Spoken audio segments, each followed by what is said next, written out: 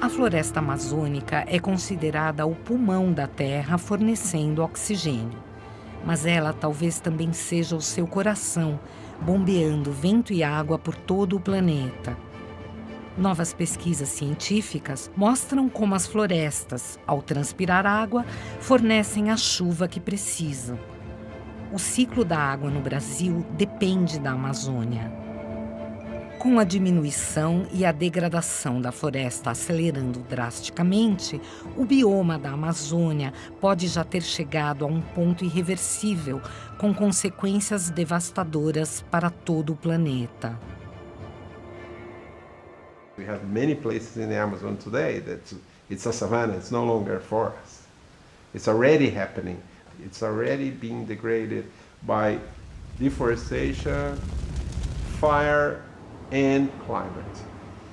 The Amazon is producing its own climate, favorable climate. When you deforest, you lose that service. Antônio Nobre refere-se aos físicos teóricos russos Anastasia Makarieva e Viktor Gorshkov, que explicam como a umidade é transportada dos oceanos para a Terra e qual é exatamente o papel da vegetação neste processo. A Amazônia, ela não é, como muitas das vezes se diz, o pulmão do mundo. Ela é um dos ar-condicionados do mundo, que ajuda a arrefecer um pouco o aquecimento global. Ela é uma produtora de água. Ela é um motor que distribui água para todo o sul do continente. São os famosos rios voadores, hoje cientificamente comprovados. Daí a importância que a Amazônia tem para o Brasil e para o mundo. A evaporação e a transpiração sobre a floresta são mais fortes que sobre o mar. A floresta amazônica atua como uma bomba atmosférica, sugando a umidade oceânica que se condensa em enormes volumes de vapor chamados rios voadores. Os ventos carregam estas correntes de umidade para os Andes, onde se redirecionam, atingindo o sul do Brasil, o Paraguai, o Uruguai e a Argentina. The flying rivers imply that the moisture carried through the atmosphere to Central South America is maintained and pumped by the Amazon. The Amazon, because it's giving off so much water vapor, is very cool, cooler than the tropical Atlantic, where the trade winds come from and enter South America. This is a paradox because a hot surface has low pressure over it. A cold surface has high pressure over it. Wind blows always from the high pressure to the low pressure. So here comes the trade winds from the Atlantic and enter in the Amazon, hot Atlantic entering the cool Amazon against the pressure gradient. How can that be? The water vapor, when it emerges from the forest, it harvests heat. That's why it cools down the surface. The water vapor is moving up in the atmosphere. When it condensates, there is a reduction. So when this vapor disappears, the pressure lowers down. Segundo este modelo, a bomba biótica, as florestas intactas criam seu próprio clima. Elas não só evaporam gotas de água, como sugam massas de ar úmido dos oceanos. Como a biosfera da floresta tropical responde ao aquecimento global? Como ela interage com a atmosfera?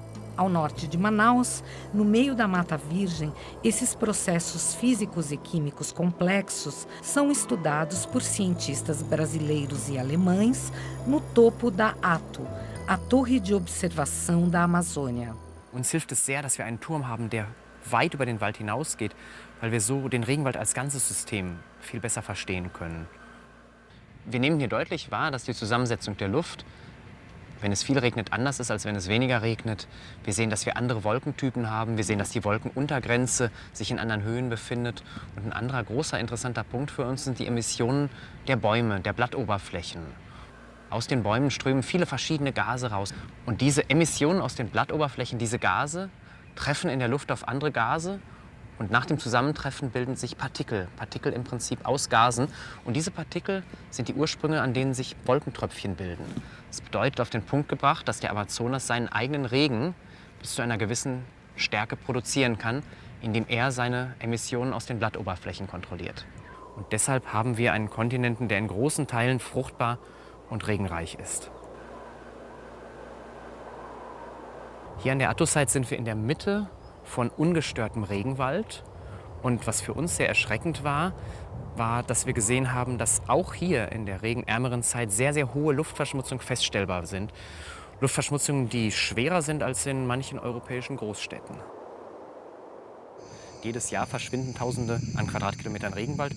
Und das nehmen wir auch über mehrere 100 Kilometer Transport hier wahr. Was passiert eigentlich mit den Bestandteilen in der Atmosphäre, wenn wir Feuer in der Nähe, in der Ferne haben? Wie stark sind die Verschmutzungen? Wie gefährlich können dann auch die Verschmutzungen von Belastungen, beispielsweise durch Ozon, für den Wald hier sein, der erstmal direkt gar nicht in Brand gesetzt wird? Das bedeutet also, wenn in vielen 100 Kilometern Entfernung Wald abgeholzt wird, dann können wir hier Verschmutzungen feststellen, die bei Pflanzen Schäden hervorrufen können.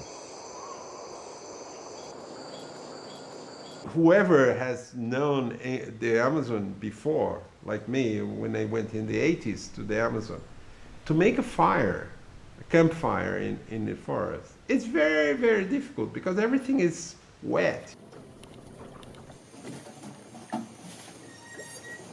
We used to say that Amazon had two seasons, the wet season and the wetter season. That was the situation, no longer. Now the forest dries considerably during the dry season.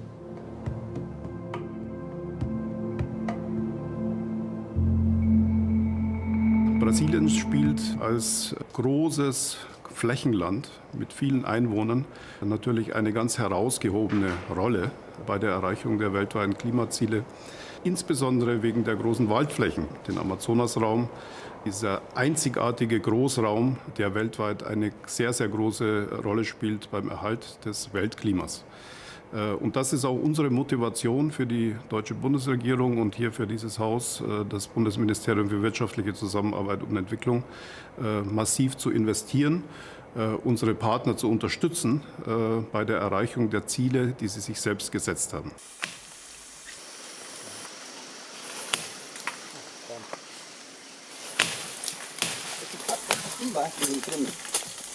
Quando a gente termina,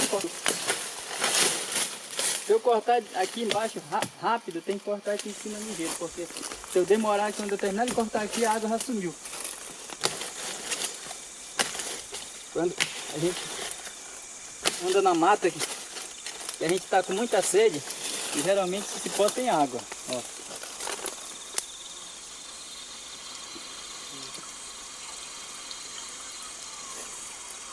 Essa água é muito boa. Aqui, quase nós, todos que andamos na mata aqui, a gente toma a água desse cipó aqui. The forest dries during the dry season because of fires.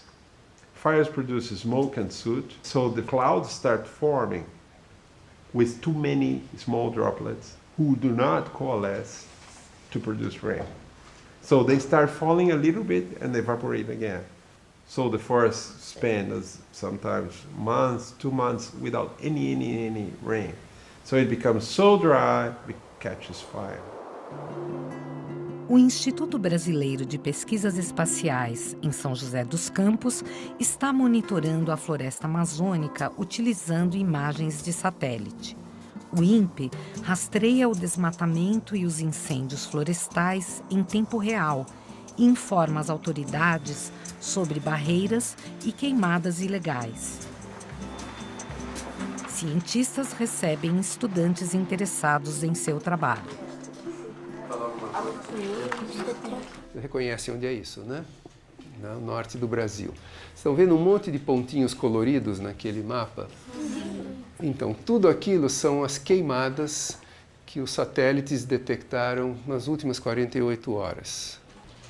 Tudo isso são as queimadas que foram detectadas, né? Queimadas como essas que vocês estão vendo aqui, e que acabam afetando toda a vegetação, vão destruindo a mata, né? Here at INPE, we developed the techniques, the procedures to detect fires and monitor deforestation. So it's a very technical job.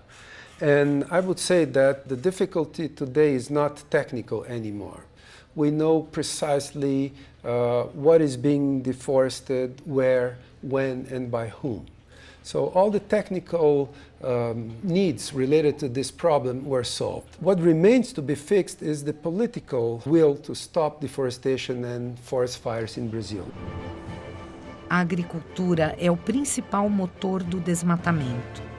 Os ruralistas, com seu poderoso lobby dentro do Congresso, não perdem tempo. Alcançaram uma diminuição dos serviços de ecossistemas florestais, como a regulação hidrográfica e climática. Isto, por sua vez, ameaça o fornecimento de produtos agrícolas no país. A ciência já provou que, para a manutenção do ciclo hídrico, do regime de chuvas no Brasil, é fundamental proteger as florestas e outros biomas, como, por exemplo, o cerrado. No entanto, infelizmente, uma parte dos grandes proprietários rurais brasileiros parece ainda não ter entendido isso e continuam pensando e querendo desmatar como se as florestas fossem desnecessárias. O que me espanta, o que me chama a atenção, é que parece que eles não entendem que para a própria manutenção da atividade deles, a agricultura, é fundamental ter água. E para ter água, é fundamental ter floresta. Esse é o dilema que a gente vive hoje em dia no Brasil. A última grande chuva em Brasília foi há 5 meses. Difícil acreditar que a cidade ao redor desse imenso lago vive a maior escassez de água de seus 57 anos de história. Tudo para ver se ameniza um pouco a crise que impôs um racionamento de 1 dia por semana sem uma gota nas torneiras. A CAESB já foi autorizada a ampliar o racionamento que começou em janeiro para 2 dias por semana. O nível do reservatório principal de Brasília baixou para 5%. Essa crise hídrica é a maior crise hídrica da história de Brasília, dos últimos 50 anos. Ela afeta muito as pessoas e afeta o comércio, gera desemprego. 80% das atividades econômicas dependem da água. A barragem aqui, ela hoje está com menos de 15% do reservatório completo. E há 3 anos atrás ela estava vertendo. Se você olhar ali, aquela área que está meio verde ali, a água estava descendo como se fosse uma cachoeira. Quem mais está sendo afetado, infelizmente, é o produtor rural. Principalmente nessa bacia hidrográfica, que é a bacia do Descoberto. Eles estão tendo que parar de irrigar. E parar de irrigar significa parar de produzir alimento. Parar de produzir alimento também significa desemprego, também significa, inclusive, aumento no preço dos alimentos. Aquela marca lá, onde o concreto começa a aparecer, ali é onde verte. Olha, a gente, nesses últimos 3 anos aqui no DF, nós enfrentamos uma seca muito grande. O índice pluviométrico caiu bastante. Além disso, a gente tem o uso e ocupação do solo aqui no Planalto Central, especialmente no Distrito Federal, tem causado um impacto muito grande nas nossas nascentes. E isso tudo contribui para que a afluência no reservatório esteja ficando cada vez menor. Dieser Druck auf die Waldflächen in Brasilien hängt leider Gottes auch sehr stark mit unserem eigenen Konsum zusammen.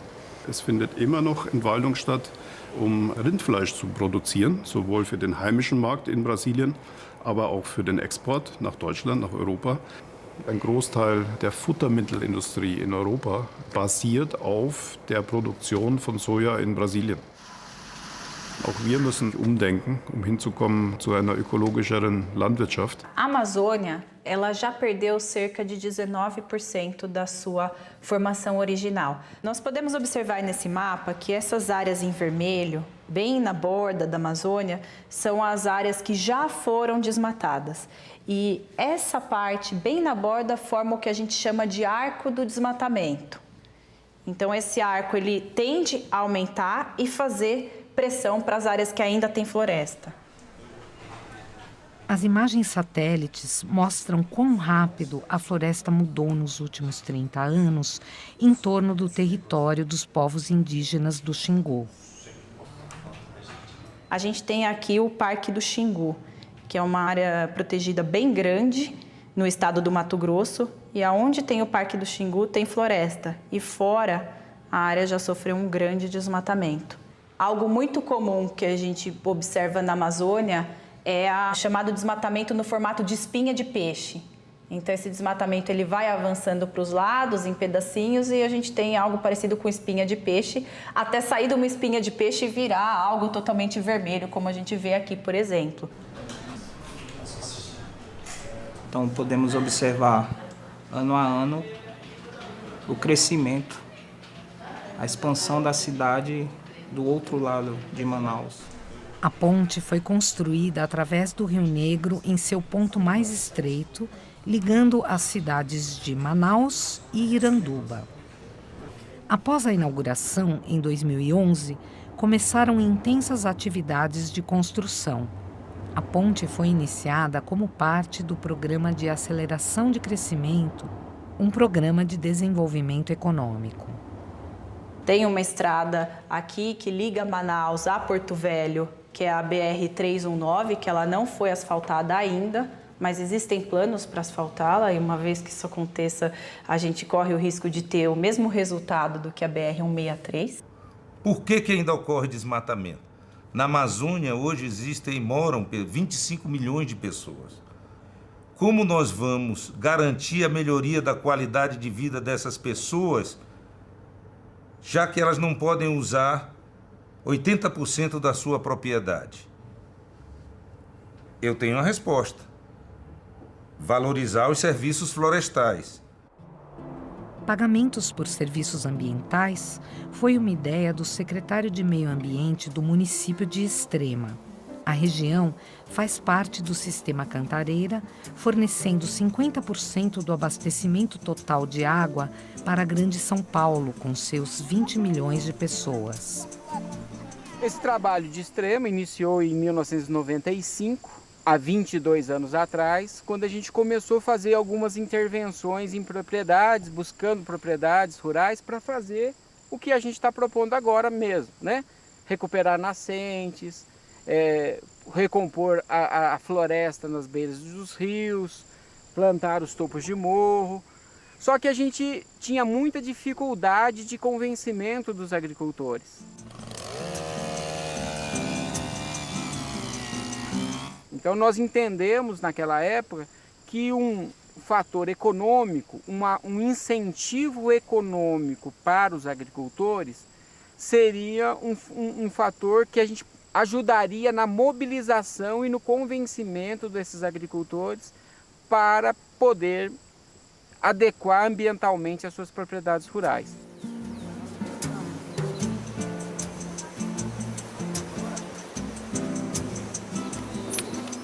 E o projeto foi se expandindo e hoje nós temos mais de 200 propriedades aqui no município de Extrema. O projeto foi ganhando prêmios, né? Nós ganhamos visibilidade em diversos órgãos de imprensa no Brasil e fora do Brasil também.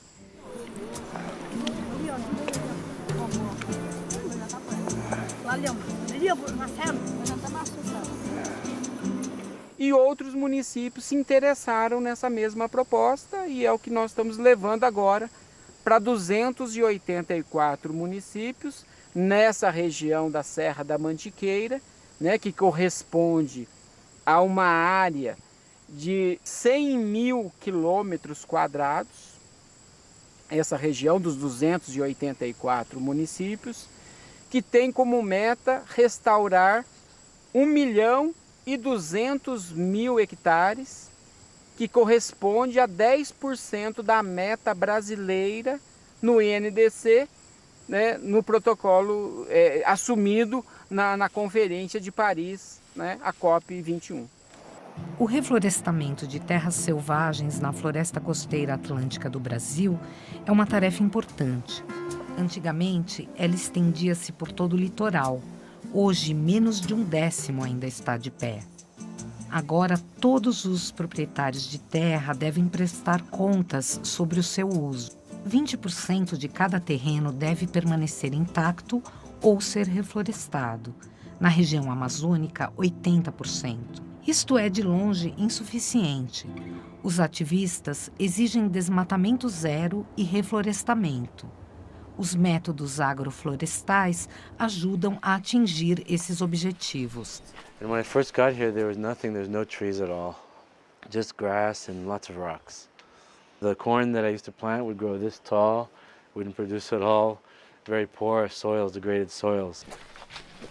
And so I started working with plants, trying to discover plants that would grow here and that would produce a lot of biomass and help recover the soils without too much effort. Planting water means this, means when you look inside the plant, what do you find? This is dropping water. It's actually literally producing water. See the water coming out of there? This is a cactus. It's called pear cactus in English. If you take some of these, you do this, well, suddenly you have water on the ground. So agroforestry, I think, is one of the main ways of reconciling the two goals, the economic and environmental goals. Because you can produce and have environmental benefits at the same time. Of course, usually the systems won't be quite as complex as a natural forest, and they won't be so simple as a monocrop oil palm or soybean system. They'll be somewhere in between. But then you can have both. You can have livelihoods, improve the livelihoods of farmers, and give them a sort of income, and still have trees similar to a forest, though not exactly a native forest. They'll be very, very similar, and especially in terms of environmental functions, especially in terms of things like water. A agricultura sintrópica e a permacultura, combinando arbustos e árvores no mesmo terreno, aumentam a eficiência do uso da água, conservam a água para as culturas e mantêm sua qualidade. Os fazendeiros do sítio Sementes, perto de Brasília, exploram essas técnicas, usando os métodos de Ernst Goetz, um dos pioneiros neste campo. Plantar água é a palavra-chave. Entender como o organismo florestal funciona, economia de água principalmente, né? Trabalhando com cobertura de solo, trabalhando com sucessão natural, estratificação. Então, assim, você vai estar otimizando o recurso hídrico. Aqui em Brasília, a gente está com um problema grave de água, né? Esse ano mesmo a gente chegou a ter na cidade até 2 dias de racionamento, quer dizer, 2 dias sem água, né? Os produtores rurais aqui em Brasília estão impedidos de fazer captação de água depois das 9 da manhã e até as 16 horas. Então, quer dizer, não tem água, né? Mas esse sistema, e é uma frase que o Ernst sempre fala, que água se planta. Olha que maravilha, olha aqui, ó, a minhoquinha aqui morando dentro do eucalipto. Our center is a center that works with natural disasters. We have to see what's going on with the climatic situation. In Brazil, the natural disasters are related to water, particularly intense rainfall, which consequences like landslides, flash floods, or drought situations. So far, at this exact moment, we don't have a flying river, a Rio Voador. Why? Because to have a Rio Voador, you may have this rainy season, the rainy part in here. We don't have this strong moisture. We don't have a situation in terms of Rio Voador. But when we have the strong winds from the Rio Voadores, this moisture, this rainfall moves over there, over here. And the volume of that is almost similar to the volume of the Amazon River. We're still discovering. And the problem we have now is that there is no more time. The scientific enterprise will take many years till this is fully demonstrated, etc. And it will be too late because the Amazon will be gone. What we have now is that we have a very good theoretical reason to believe that the Amazon has an incredible importance in terms of cooling the planet vertically through the evaporation and condensation, and latitudinally because it affects the circulation on the oceans. And not only the Atlantic, there is a powerful effect on the Pacific as well. And in so doing, it keeps Earth cool.